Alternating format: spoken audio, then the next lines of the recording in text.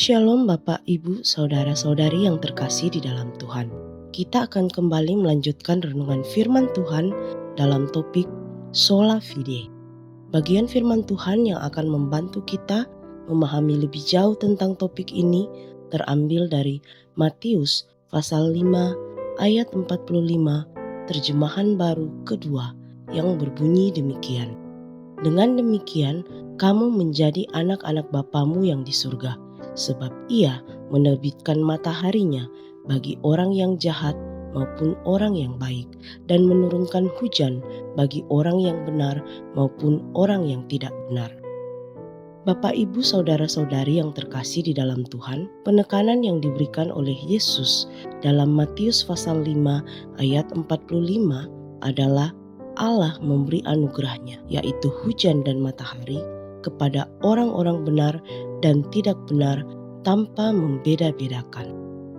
Mungkin bagian ini terdengar tidak memiliki kaitan dengan sola fide, dan memang benar bahwa kasih karunia yang diajarkan oleh Yesus dalam ayat ini bukanlah untuk mencari keselamatan, melainkan respon terhadap keselamatan yang sudah diterima oleh anugerah Allah. Inilah yang menjadi titik temu antara bagian ini dengan sola fide, yaitu sebagai orang percaya yang hidupnya telah diubah oleh kebenaran Kristus, kita harus berbuat baik kepada semua orang tanpa membeda-bedakan.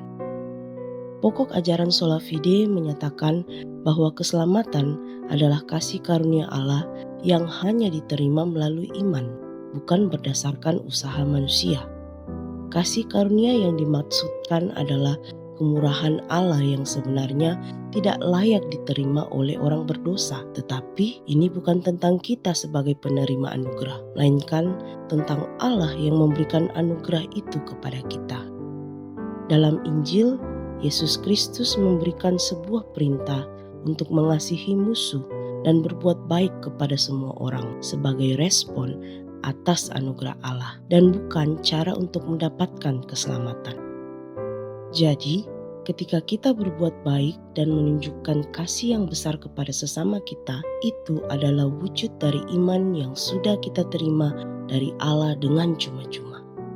Oleh sebab itu, ketika kita merasa diperlakukan tidak adil oleh seseorang, kita bisa memilih untuk membalas perbuatan orang tersebut dengan balasan yang setimpal. Tapi, sebagai penerima kasih karunia, kita pun dapat memilih untuk tidak membalas dengan hal-hal yang jahat. Sebaliknya, kita dapat memilih untuk menjaga sikap, mendoakan yang terbaik untuk mereka, dan tetap mengasihi mereka. Ketika ada seseorang yang pernah menyakiti kita, kita memilih untuk tidak menyimpan kepahitan dalam hati kita. Kita memilih untuk mengampuni karena Tuhan pun telah terlebih dahulu mengampuni kita. Ketika kita mengampuni, kita melepaskan diri dari dendam dan membiarkan kasih Tuhan bekerja. Dan kita pun belajar untuk bersikap ramah, sopan, dan bersedia menolong siapapun tanpa memandang status sosial, latar belakang, atau bahkan kejahatan orang tersebut.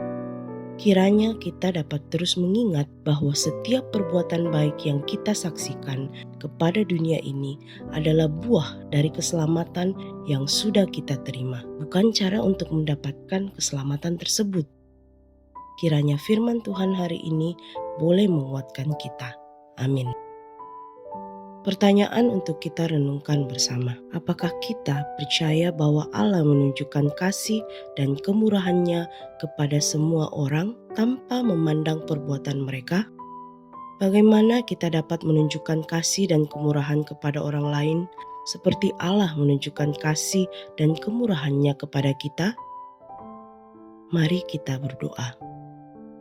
Allah Bapa yang bertata dalam kerajaan surga, kami percaya bahwa Yesus Kristus adalah satu-satunya jalan keselamatan melalui iman dalam Putra Tunggal-Mu. Kami mengucap syukur atas kasih dan kemurahan-Mu bagi kami orang-orang yang tidak layak untuk menerimanya. Tolong kami yang lemah dan terbatas ini untuk dapat menunjukkan kasih dan kemurahan kepada orang lain seperti Engkau telah menunjukkan kasih dan kemurahan-Mu kepada kami. Kuatkanlah kami untuk menjadi berkat bagi orang lain, tanpa memandang apapun yang ada dalam diri mereka, agar nama-Mu saja yang ditinggikan dan dimuliakan. Di dalam nama Tuhan kami, Yesus Kristus, kami berdoa. Amin.